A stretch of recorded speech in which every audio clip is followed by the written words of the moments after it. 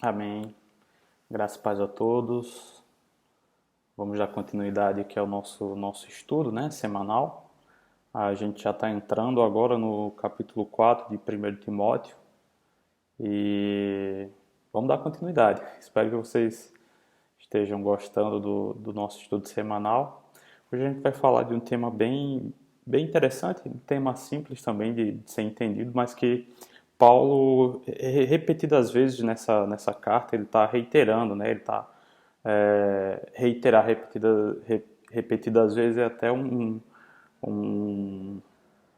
redundante, né? Ele reitera, né? Ou traz várias vezes nessa carta essa questão dos falsos profetas, das falsas doutrinas. Ele enfatiza isso aqui, né? Ele pede para que Timóteo tome cuidado, para que a igreja tome cuidado, exatamente porque, de fato, essas falsas doutrinas elas têm um poder corruptível muito grande, né? Do ponto de vista que a grande maioria delas, se não a totalidade, vai mexer com o ego do homem. E aí isso de fato mexe com o nosso interior mesmo, né? A gente fica muito tentado a acreditar em uma doutrina ou uma falsa doutrina, na verdade, que mexe com o nosso ego, que nos faz ser aquilo que nós não somos, né? A gente gosta de ser aquilo que de fato a gente não é. A Bíblia fala que a gente tem um coração extremamente enganoso, a gente gosta de ouvir que a gente é bonzinho, que a gente tem o coração limpo, né? Que a gente é a melhor das pessoas e na verdade não é bem assim, né? A gente gosta de ter tudo sobre controle, então existem várias falsas doutrinas que diz que se a gente fizer assim, se a gente fizer assado, a gente é salvo, ou a gente consegue uma graça de Deus porque a gente fez assim, porque a gente fez de um outro jeito. E na verdade a gente sabe que isso não é dessa forma, né? Tudo que a gente recebe da parte de Deus é de forma gratuita, né? Existem outras coisas que a gente consegue por permissão e por esforço, né? Mas isso aí não tem muito a ver com aquilo que Cristo nos assegurou. E algumas outras coisas são puramente distorções, né? O falso profeta ele gosta muito de pegar aquilo que é mentira e transformar numa verdade, e aquilo que é uma verdade que está explícito aqui na Bíblia ele transforma numa mentira. A gente vê muito isso hoje também. Aquilo que é uma virtude bíblica, né? Aquilo que é um conceito bíblico, aquilo que é um conceito bom, hoje lá no mundo é algo ruim. Por exemplo, a família, que é uma instituição divina, né? O próprio Deus criou a família, a gente vai ver isso aqui. Hoje no mundo se corrompe essa ideia de família. E ter uma família normal, né? É algo ruim, é algo que não é visto com bons olhos, né? Então existem várias falsas doutrinas que surgiram lá no tempo já de Timóteo, que surgem hoje, e a igreja ela precisa estar preparada para combater os falsos profetas. Amém? Então gostaria que você abrisse lá a sua Bíblia no capítulo 4 de 1 Timóteo. Capítulo 4 de 1 Timóteo, hoje a gente vai ver os 5 primeiros versículos, então a gente vai ler do 1 ao 5. Como eu falei, ela é um texto simples, de entendimento simples, então não tem muito o que arrodear, a gente vai fazer a leitura e eu vou trazer alguns pontos que talvez não estejam muito bem claros, mas o texto por si só ele é muito claro, né? O que a gente pode fazer é trazer alguns elementos aqui que não vão influenciar tanto no entendimento da palavra, mas que certamente vão agregar mais conhecimento. Seria basicamente isso. Então o texto diz assim, a partir do versículo 1 até o versículo 5. O Espírito diz claramente que nos últimos tempos alguns abandonarão a fé e seguirão espíritos enganadores e doutrinas de demônios.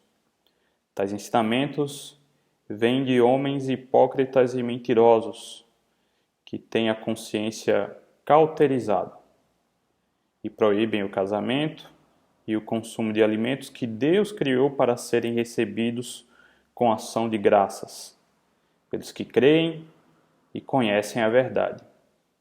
Pois tudo que Deus criou é bom, e nada deve ser rejeitado se for recebido com ação de graças, pois é santificado pela palavra de Deus e pela oração.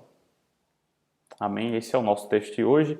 Antes de a gente começar, de fato, a entrar no texto e fazer as considerações, vamos fazer uma pequena oração, né? E aí logo depois a gente já começa a trabalhar o texto. Incline a sua cabeça, vamos orar. Deus, nós te agradecemos por essa palavra, Senhor. Nós sabemos que ela é bênção para nós, porque vem do Senhor, é conhecimento divino, Pai. É conhecimento divino e nós queremos ouvir a Tua voz, nós queremos entender a Tua palavra e nós queremos absolvê-la, porque a Tua palavra é lâmpada para os nossos pés, Pai. A Tua palavra é lâmpada para os nossos pés. E nós sabemos disso, Senhor. Então nós pedimos que nesse momento o Teu Santo Espírito possa nos dar entendimento da Tua palavra. E que de fato os nossos olhos possam ver, os nossos ouvidos possam ouvir e que nesse momento nós possamos sair desse momento de estudo entendendo um pouco mais da Tua palavra, entendendo um pouco mais daquilo que o Senhor quer para nós. Ajuda-nos nesse momento, Senhor. Por isso que nós te agradecemos em nome de Jesus Cristo. Amém. Deixa eu só beber uma água aqui, que da outra vez eu fiquei com a garganta um pouquinho ruim.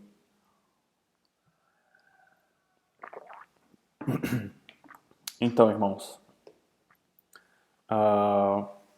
dando continuidade aqui, a gente vai ver a partir do versículo 1, né?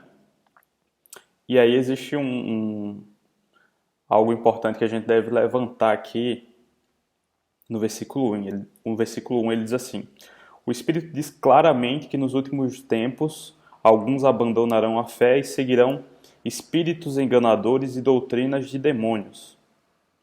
E ele já começa aqui de um ponto bem interessante, né? Um ponto que às vezes é relegado na igreja. Porque Paulo diz aqui, o Espírito diz claramente, ele já deixa claro, não é um homem que está falando, não é ele que está falando, não é um outro profeta que está falando, não é um outro discípulo, não, é o Espírito que está revelando ao próprio Paulo. O Espírito diz claramente que nos últimos tempos alguns abandonarão a fé e seguirão espíritos enganadores, né? Então Paulo está dizendo aqui, olha, essa revelação vem do Espírito de Deus. E ele diz que nos últimos tempos espíritos enganadores, né, serão o motivo, ou a doutrina propagada por esses espíritos enganadores será o motivo de muitos abandonarem a fé, né? E aí logo depois ele fala aqui sobre demônios, né? Ele fala sobre demônios. Então, uma das coisas que a igreja moderna relega é exatamente a questão do poder dos demônios, não é isso? Se fala muito sobre o Espírito Santo, se fala muito sobre a doutrina bíblica, né? Isso é extremamente importante, mas se deixa um pouco de lado ou não se fala exatamente da influência que os espíritos têm sobre as pessoas. E Paulo está deixando claro que, olha, são esses espíritos enganadores, são esses demônios que nos últimos dias vão tirar muitos do caminho correto. Não é verdade? É isso que ele está falando aqui. Sussurrando lá no ouvido daquelas pessoas falsas doutrinas, mentiras, e essas pessoas amarradas, né, abraçadas por essas falsas doutrinas, elas vão simplesmente se perder, né? Elas vão sair da presença de Deus. Elas vão deixar de ouvir aquilo que é bom para ouvir aquilo que é ruim, simplesmente porque aquilo é mais agradável aos ouvidos delas. Mas em primeira instância, quem está trazendo essa falsa doutrina não é o homem. Quem está trazendo essa falsa doutrina à tona são os demônios, os espíritos imundos, né? É eles quem sussurram nos ouvidos dos homens e esses homens propagam as falsas doutrinas. É isso que a gente vai ver aqui logo abaixo, né?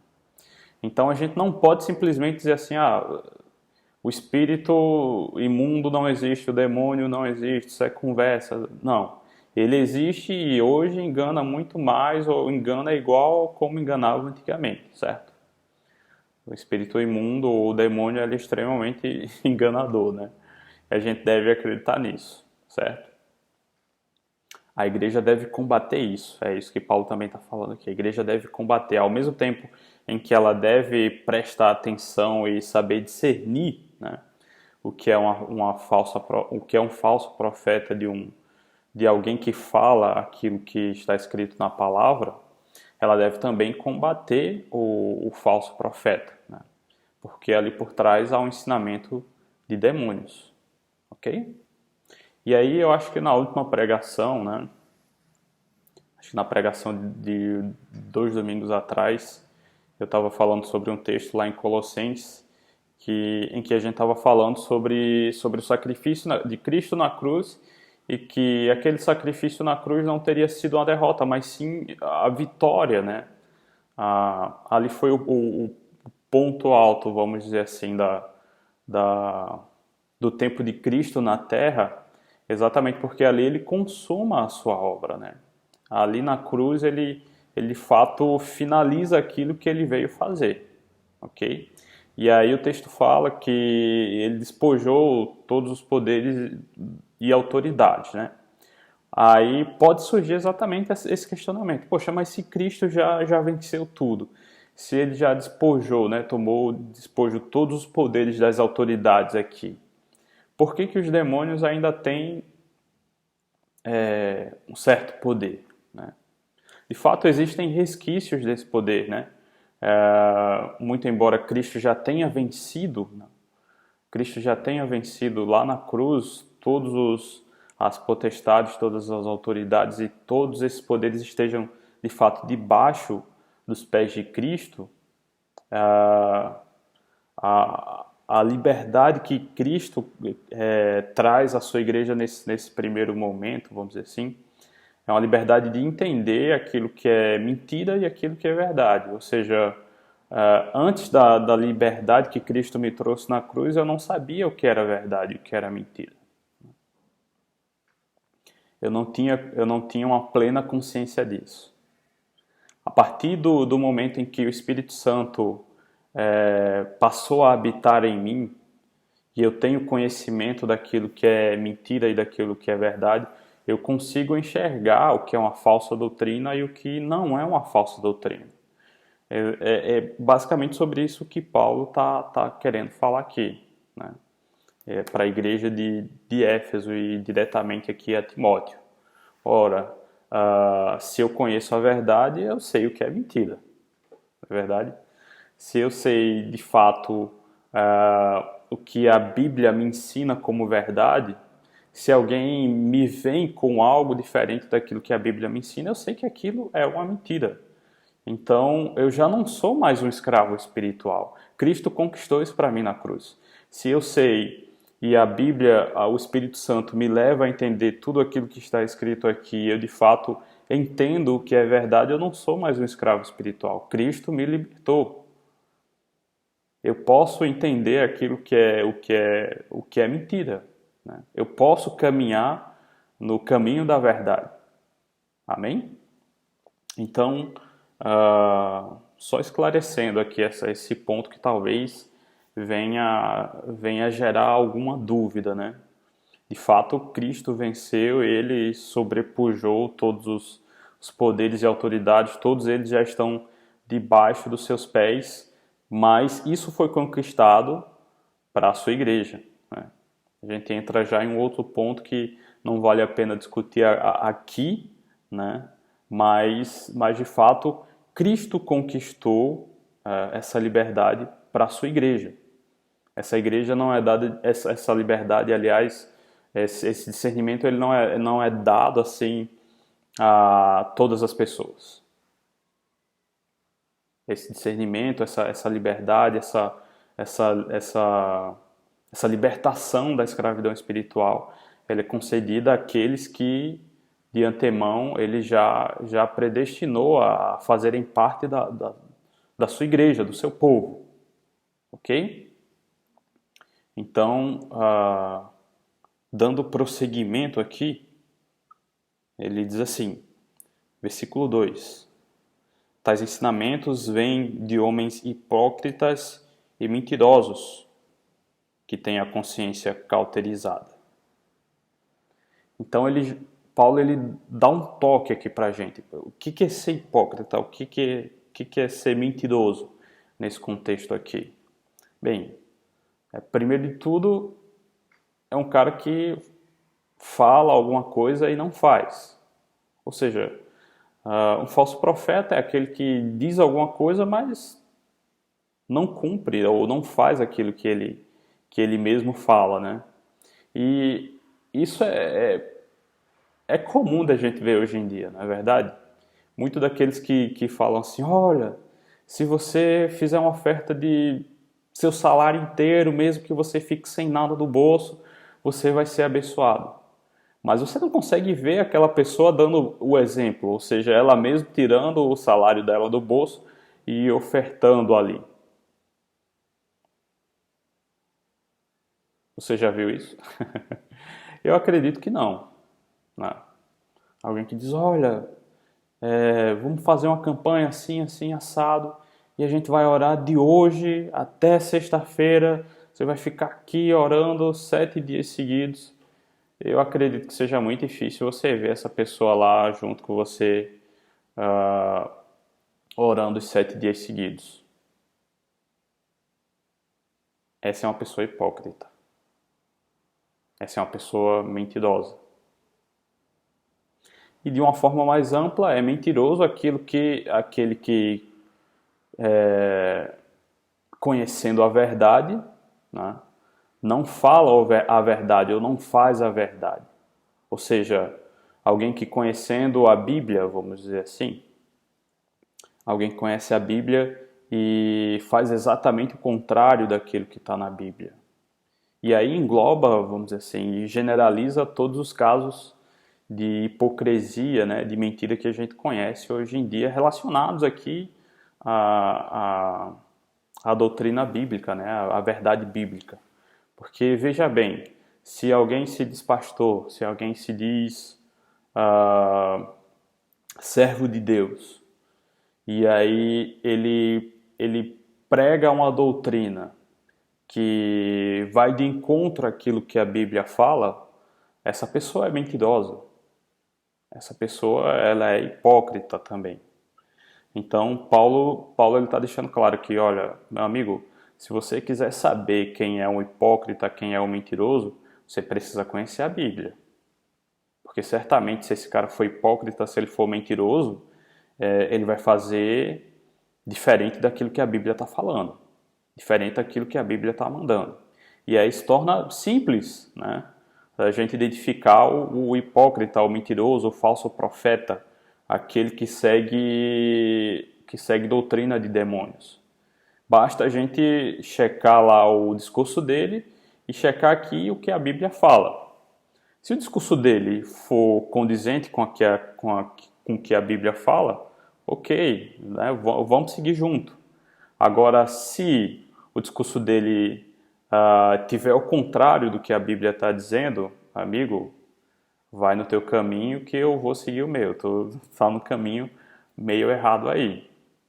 Ainda mais, você deve combatê-lo, né?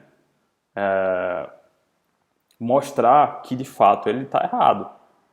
Ele não pode, a igreja, ela não pode simplesmente ser conivente, né, com o falso profeta. Olhar para o falso profeta, mas ele crê em algo diferente do que eu, tá tudo tranquilo. se ele crê naquilo, eu creio nisso e vamos embora. Não é dessa forma, né? A igreja ela precisa combater. Se é um falso profeta, se é errado, se o cara está pregando algo que não é bíblico, mas ele diz que é uma doutrina bíblica, que Jesus falou isso, a igreja precisa combater, a igreja precisa apontar o dedo e dizer que ele é um falso profeta, que ele está errado, né? Essa é uma obrigação da igreja, ok? Então, versículo 2 lá, tais ensinamentos vêm de homens hipócritas e mentirosos, que têm a consciência cauterizada. O que é a consciência cauterizada, né? No nosso nordestinês seria aquele cara que é bitolado, né? Ele só sabe daquele jeito. Ele foi ensinado assim, ele viu que é daquela forma e ele faz daquela forma. Não é dessa forma, né? A gente faz desse jeito se a Bíblia disser que é desse jeito, né? Vamos dizer assim, vamos supor alguma coisa aqui, um costume. Aquele costume que já está arraigado na nossa mente, né? Eu já estou bitolado a fazer aquilo. Deixa eu ver aqui um exemplo. Eu tenho um exemplo aqui na mente, mas não vou usar não. Pode ser que para alguns fique um pouco estranho. Mas falando sobre costumes, de fato, se existe algo que a gente faz, que a gente vê, aliás, que aquela pessoa faz até sem pensar, né, no que ela está fazendo, e aquilo vai de encontro à Bíblia, né, aquilo se torna um costume, mas é um costume que vai de encontro à Bíblia, que vai de encontro ao que Cristo nos ensinou, bem, aquilo é uma falsa doutrina. Principalmente se ela é pregada como se fosse algo bíblico, não é verdade? E aí eu deixo para vocês analisarem costumes que se faz hoje em dia, que são até bem aceitos, inclusive pela igreja, a nossa igreja, e que na verdade não tem nada a ver com a Bíblia, né? A gente aceita porque a gente viu e vê outros fazendo, e já vem de muito tempo, e a gente entende que aquilo é normal e acaba aceitando. Mas não vale aquilo que eu acho que é normal, vale aquilo que a Bíblia diz que é certo. Se a Bíblia diz que é certo, ok. Se a Bíblia diz que é errado, mesmo que seja um costume, eu não posso aceitar aquilo como verdade. Aquilo é uma mentira. Então, os falsos profetas, eles são também profissionais nisso, né? Se todo mundo faz, eu faço também. Se eu torno aquilo um costume, então não está errado. Não é dessa forma. Se a Bíblia diz que é certo, é certo. Se a Bíblia diz que é errado, então é errado. Amém? E aí a gente entra aqui no versículo 3. O versículo 3 diz assim: e proíbem o casamento e o consumo de alimentos que Deus criou para serem recebidos com ação de graças pelos que creem e conhecem a verdade. E aí o que Paulo está querendo dizer aqui? Que o falso profeta, basicamente, ele subverte aquilo que está na Bíblia. Ele dá uma checada lá na Bíblia e ele adapta, ele torce aquilo de acordo com o que ele quer, a conveniência dele para usufruir daquilo, para o benefício próprio dele, como a gente já viu lá no capítulo 1 de 1 Timóteo, né? Então, o falso profeta, ele gosta muito de fazer isso. Ele gosta de usar isso para a conveniência dele. E aí Paulo tá dando uns exemplos aqui, né? Ele fala sobre o casamento. E aí ele vai falar basicamente aqui sobre casamento e comida, né? Que nessa época eram coisas que estavam em discussão, exatamente porque existiam os judeus e os não judeus, e aí existia esse choque cultural sobre aquilo que é lícito comer, sobre com quem casar-se, né? É lícito casar com alguém que não é judeu? Se fosse dependendo da nação, né, que aquela pessoa fosse, não seria lícito. Mesmo que fosse uma pessoa já convertida ao cristianismo, mesmo que o Espírito Santo já tivesse tocado naquela pessoa, ela tivesse mudado de vida, ela estivesse seguindo os mandamentos bíblicos, né, ela estivesse seguindo os mandamentos de Cristo, mas por serem pessoas de raças diferentes, aquele casamento não seria lícito, né? Existiam também comidas que para a lei judaica era proibido. E aí havia esse choque cultural. Para os cristãos, vamos dizer assim, normais, não existia mais essa distinção entre aquilo que era puro e o que era impuro para comer. Mas existia essa questão ainda para os judeus que estavam se achegando, né, que estavam entrando no cristianismo. E aí Paulo ele precisa exatamente combater isso. Porque se Cristo já tinha conquistado essa liberdade espiritual, seria a mesma coisa que amarrar novamente grilhões aos pés daqueles que haviam recebido essa liberdade, que haviam sido libertos da escravidão espiritual. Seria a mesma coisa que de fato receber a liberdade, né? E lá fora você dizer, não, prefiro ser escravo, né? Seria basicamente isso. Então, haviam pregadores, haviam falsos profetas propagando falsas doutrinas relacionadas a isso nessa época. E aí, só para que a gente tenha um pouco de noção, né? O que a Bíblia fala sobre casamento? Já em Mateus capítulo 19, 6, diz assim, eles já não são dois, mas sim uma só carne, portanto, o que Deus uniu, ninguém separe. Né? Lá em Gênesis, o capítulo 2, do 24 ao 25, diz assim, por essa razão o homem deixará pai e mãe e se unirá à sua mulher e eles tornarão uma só carne. Né? A Bíblia, inclusive no Novo Testamento, aqui, ela não fala sobre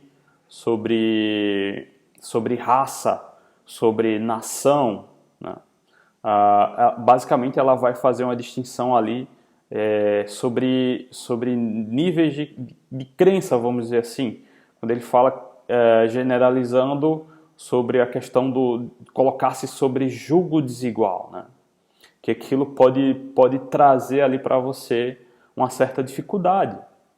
Mas ele também fala, olha, se a sua esposa, o seu cônjuge, o seu marido, ele é descrente, porém, ele aceita a fé que você professa agora, amigo, continua casado, é seu casamento, vai-se embora, né?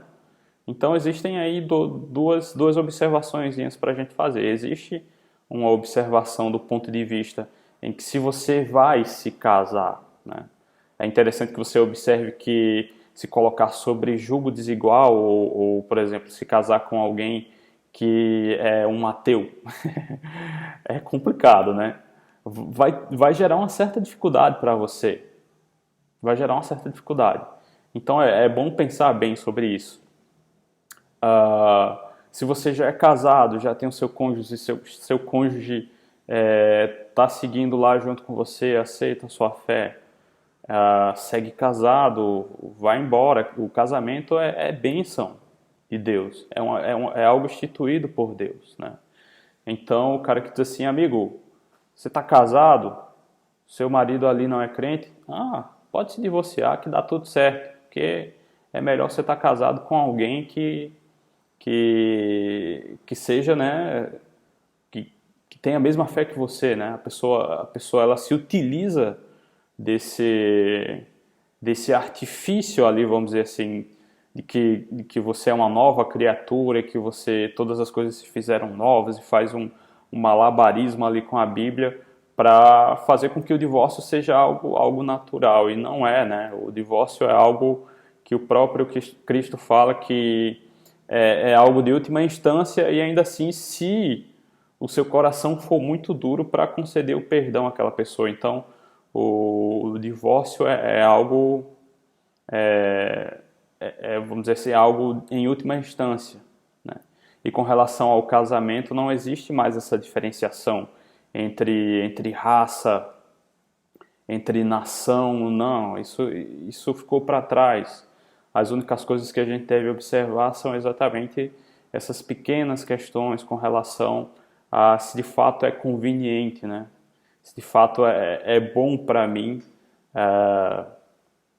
me casar ou me unir com alguém que não professa a mesma fé que eu, se aquilo de fato vai se reverter em bênção para mim naquele momento, ok?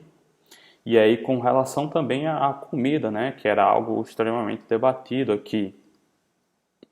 E aí tem um trechozinho lá em Gênesis, o capítulo 1, versículo 29, diz assim: Disse Deus: Eis que dou a vocês todas as plantas que nascem em toda a terra e produzem sementes, e todas as árvores que dão frutos com sementes, que elas sirvam de alimento para vocês. Tá? Gênesis 1, o versículo 29. E aí, logo depois do dilúvio, né, a gente sabe que era um período de escassez alimentar. E aí Deus diz assim para Noé,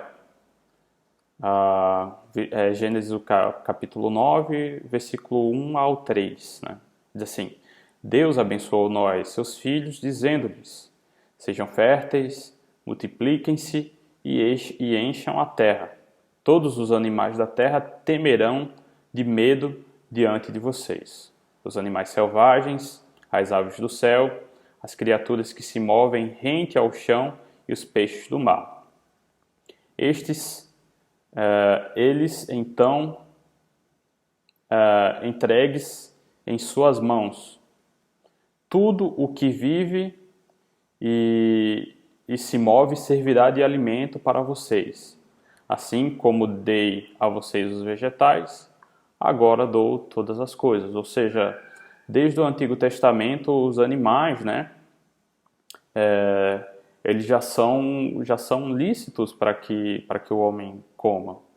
Lá na lei judaica existia um impedimento espiritual, mas é isso que Paulo está combatendo aqui. Esse impedimento espiritual ele foi anulado, né? Ele foi satisfeito no momento em que Cristo morreu, ok? Então Paulo está exatamente combatendo essa falsa doutrina de que os cristãos eles devem guardar alguns alimentos, eles devem se abster de alguns alimentos. Paulo diz que não, olha, o Velho Testamento lá o próprio Deus já falou que todos os alimentos são para todos os animais são para o nosso alimento. Eles podem ser comidos, né? Deus os abençoou, ok? Então é isso. O falso profeta ele tenta de todo jeito ali mexer os pauzinhos dele para dentro da cabeça dele, dentro da bitola que ele tem lá, ele torcer a Bíblia e fazer com que aquilo se torne mais agradável para ele, né? É exatamente o que estava acontecendo aqui. Era extremamente desagradável para alguém que não entendia que todos os animais eram abençoados por Deus e eu poderia comer todos eles, porque a pessoa já passou a vida inteira dela entendendo que aquilo era errado. E aí se deparar com a liberdade é algo extremamente ou libertador, né? Ou algo que vai de fato ferir aquela pessoa, assim, do ponto de vista que ela não vai saber lidar com aquela liberdade, né? E aí é mais confortável para ela voltar a colocar grilhões nas suas pernas do que, de fato, viver a liberdade, né? Que foi exatamente isso que Cristo conquistou lá na cruz para nós, uma liberdade espiritual. Então, de fato, aqui fica claro que em alguns pontos, e principalmente nesses aqui, que são os que Paulo está combatendo nessa época, mas na nossa época já são outros, né? Encontrar-se com a liberdade, encontrar-se com essa liberdade espiritual que Cristo traz, né? que não é liberdade para cometer pecados, entenda isso. Eu acredito que os irmãos já entendem isso. É uma liberdade que, para alguns que têm a mente cauterizada, é difícil de viver. É uma liberdade difícil de viver, certo? Por isso, ele está falando aqui no versículo 2, né, e complementa no versículo 3, exatamente sobre essas pessoas que são mentirosas, que não vivem o que falam e que têm a mente cauterizada, que têm a mente bitolada. Certo? E aí vamos lá para o nosso versículo 4, diz assim ele: pois tudo que Deus criou é bom, e nada deve ser rejeitado se for recebido com ação de graças. Esse texto é um texto muito interessante, irmãos. Pois tudo que Deus criou é bom. Aí ele já quebra as pernas de qualquer um que nesse tempo falava sobre impedimento aos alimentos, né? Cara, tudo que Deus criou é bom. Ele mesmo santificou a criação dele. Então não há nada que seja impuro. Eu posso de fato comer, né? Tudo que Deus criou é bom. E ainda mais se aquilo que eu como, né, se aquilo que eu recebo é com ação de graças. E aí ele deixa claro que se a gente vai comer ou se tudo aquilo que a gente recebe é recebido com gratidão a Deus, cara, não há nada que possa me condenar. Principalmente com relação, nesse caso, com relação à comida. Como é que eu vou ser condenado por aquilo que eu ingeri, se o próprio Deus falou que aquilo que Ele criou é para que eu possa usar como alimento? Então, não há que se falar nesse caso que o alimento é impróprio, que o alimento é impuro. Amém?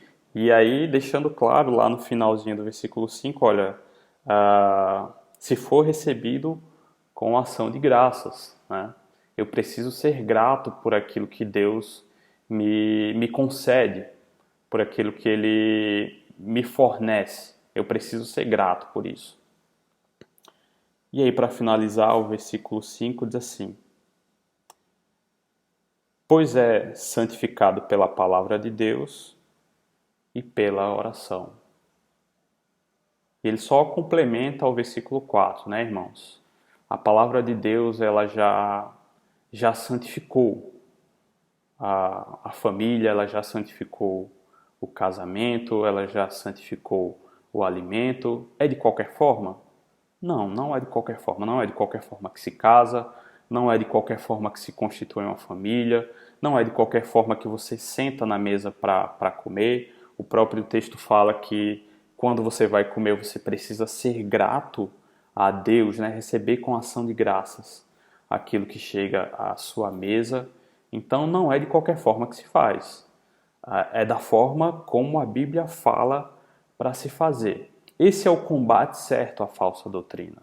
Eu preciso ver aquilo que chega aos meus ouvidos, que chega aos meus olhos como doutrina e verificar se de fato é isso que a Bíblia fala. Se é isso que de fato a Bíblia fala, ok. Então vou seguir aquilo que aquele doutrinador, que aquela pessoa está falando, porque de fato se encaixa com o que a Bíblia fala. Agora, se não se encaixa com aquilo que a Bíblia fala, se não se encaixa com os preceitos que a Bíblia levanta aqui, então eu preciso deixar de lado aquilo.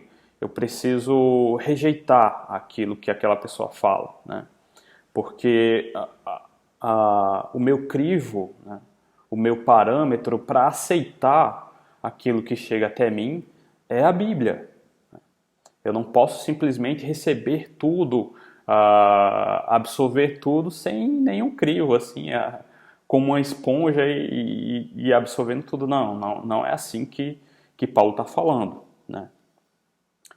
Eu preciso usar a Bíblia como parâmetro para absorver uma doutrina, para enxergar naquela pessoa se de fato ela é verdadeira, certo? Então, assim, essa é uma palavra extremamente bem simples de ser entendida, na verdade, né?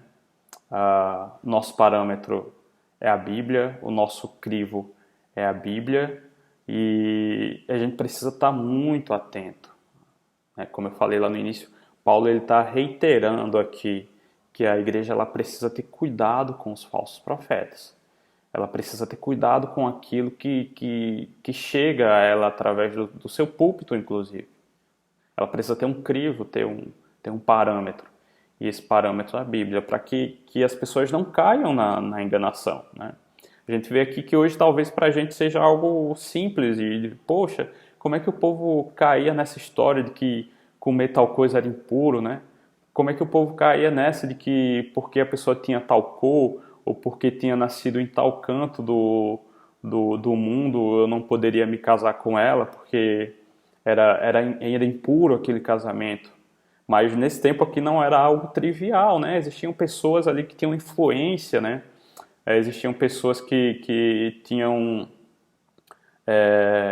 como é que eu posso dizer, que tinham carisma e conseguiam influenciar as pessoas, né? Pessoas que eram hipócritas, mentirosos, que eram bitolados, que tinham a mente cauterizada, mas que eram extremamente bons em persuadir, que eram extremamente bons em trazer as pessoas para o seu lado, né? E aí a falsa doutrina era propagada de uma forma muito simples, né? No boca a boca mesmo ali, tá certo? Então Paulo está chamando a nossa atenção para isso. Talvez hoje em dia o falso profeta daquele tempo, até pelo contexto em que a igreja estava passando aqui, não é o mesmo falso profeta de hoje. A gente vê muito falso profeta que é relativista, né? Diz assim, depende. Né? A Bíblia diz que é errado, mas depende da situação, né? Não é bem assim. Se a Bíblia diz que é errado, não tem para onde fugir. É errado. A gente não pode fazer. Se a Bíblia diz que é certo, que é lícito, tranquilo. Então, vamos seguir junto. Então, que fique de aviso a nossa igreja, né? Que, de fato, assim como Paulo reitera, assim como ele retorna sempre a esse ponto, a igreja precisa estar de olhos abertos, ouvidos abertos, para, ao mesmo tempo que ouve a palavra, poder passar ela por esse filtro, ou melhor, vou refazer aqui, à medida que ela ouve alguém falando sobre uma doutrina, né, sobre algo que ele fala que é da palavra de Deus, a igreja precisa passar esse discurso pelo filtro, pelo crivo que é a palavra, para saber se de fato aquilo é verdadeiro ou não. Ok? Então, eu agradeço pela oportunidade de ter trazido esse pequeno estudo, né? Esses poucos versículos que, como eu falei, são simples, a gente já vem falando sobre isso desde o início de 1 Timóteo, e eu espero que à medida em que a gente vai avançando nesse estudo, se torne ainda mais fácil para os irmãos entender essa ideia de que, de fato, a igreja ela não pode simplesmente ouvir, absorver tudo que lhe é dito, né? Ela precisa, de fato, ser crítica, ela precisa ser inteligente para saber que nos últimos dias virão esses falsos profetas que são influenciados, que são dominados por espíritos malignos, por demônios, e que esses demônios têm poder sobre essas pessoas. Mas Cristo já nos conquistou uma liberdade espiritual. A liberdade espiritual que, debaixo do seu Santo Espírito, nós conseguimos, através da sua santa palavra, saber aquele discurso que é mentiroso e aquele discurso que é verdadeiro. Amém? Então, gostaria de orar agora com você e, finalizando esse momento, agradecendo ao Senhor por essa palavra. Oremos. Senhor, nosso Deus, nós te agradecemos por essa palavra, nós te pedimos que o Senhor possa apregoá-la ao nosso coração e que, de fato, nós nós venhamos a entender que nós não podemos simplesmente aceitar um discurso, aceitar uma palavra sem nenhum crivo, sem nenhuma observação. Nós precisamos saber entender, Pai, que tudo que nós ouvimos, tudo que nós escutamos precisa passar pelo crivo da Tua palavra, Senhor. Que ela é a autoridade máxima, que é ela que, em última instância, fala aos nossos corações. Então, que sempre que a Tua igreja ouvir a palavra, que ouvir um discurso, que ela possa ter senso crítico para, usando da palavra do Senhor com discernimento do Espírito Santo, entender se aquele discurso é um discurso de um seguidor do Senhor, de um verdadeiro seguidor, de um verdadeiro profeta do Senhor, ou se aquele discurso vem de um falso profeta, de alguém influenciado por espíritos malignos e que tenta desviar as pessoas do verdadeiro caminho, Pai. Nós pedimos que o Senhor possa nos abençoar durante a nossa semana, que o Senhor continue caminhando conosco, nos livrando de todo mal, nos protegendo contra essa doença terrível que tem assolado todo mundo, Pai. Nós rogamos pela Tua graça e por Tua misericórdia, sabendo que elas se renovam todos os dias a cada manhã, Pai. E por isso nós somos gratos a Ti. E pedimos todas essas coisas em oração, em nome do Teu Santo Filho, Jesus Cristo. Amém, Pai. Amém. Que o Senhor possa continuar nos guiando nessa semana e certamente nós nos vemos no culto de domingo, seja ele presencial, não sei, né? Ou seja ele online, mas a gente se encontra lá. Amém? Então, até lá, irmãos.